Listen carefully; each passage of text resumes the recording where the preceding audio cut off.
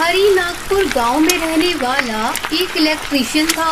वो अपने गांव का इकलौता इलेक्ट्रीशियन था और इसलिए हर शादी में नागपुर वाले हरी तोता को ही बुलाया करते थे।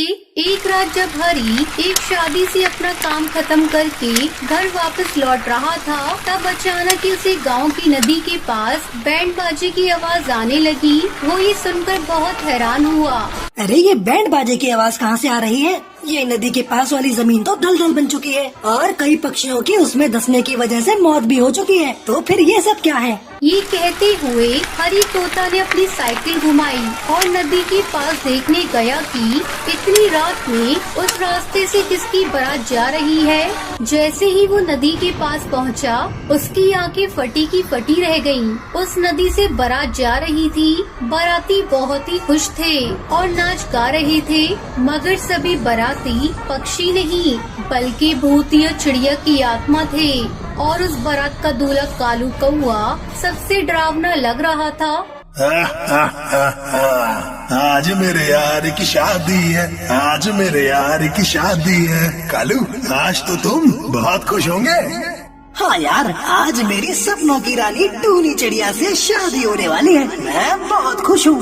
हरी ये सब देख ही रहा था कि अचानक ही उसकी आंखों के सामने नदी के पास वाली जमीन धंस गई, जिस पर दूल्हा खड़ा था। ये देखते ही हरी की चीख निकल गई। ये क्या हो गया? तभी सभी बारातियों को ध्यान हरी तोता पर चला गया। जमीन धंसने की वजह से दूल्हा कालू कौआ नदी में गिर चुका था। जब भूतिया बाराती दूल्हे को बचाने आगे बढ़े तो जमीन और धंसती चली गई और देखते ही देखते बारात के सभी पक्षी उस नदी में गिर गए।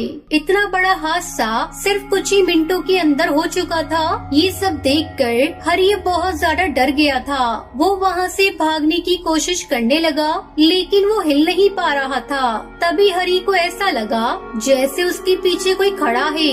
उसने पीछे देखा तो एक भूतिया चिड़िया की आत्मा दुल्हन के रूप में तैयार खड़ी रो रही थी।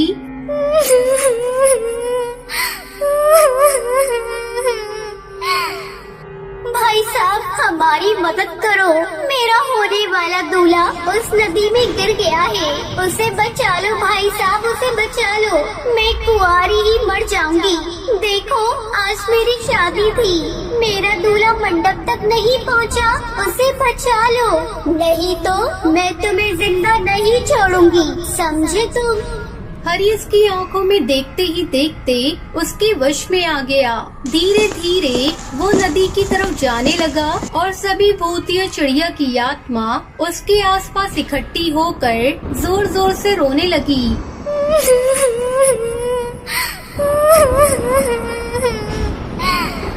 हरी नदी में कूदने ही वाला था कि उसका बड़ा भाई दौड़ता हुआ आया और उसने हरी के ऊपर एक राख जैसी चीज डाल दी। वो राख पड़ते ही हरी वापस होश में आ गया और डर के मारे चिल्लाने लगा।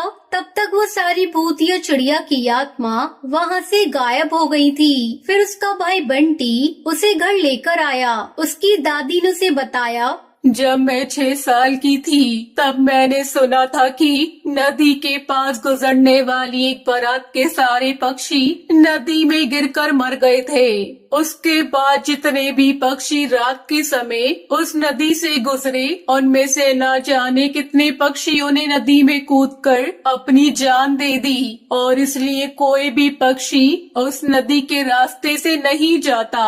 बंटी ने मुझे बताया था तुम्हारे लौटने वाले रास्ते के बीच में वो नदी पड़ेगी और इसलिए मैंने तुम्हें बचाने के लिए तुम्हारे भाई को वहाँ पहले ही भेज दिया था। ये सब सुनकर हरी तोता बहुत दुखी हुआ और उस दिन के बाद हरी तोता फिर कभी उस नदी के आसपास भी नहीं भटका।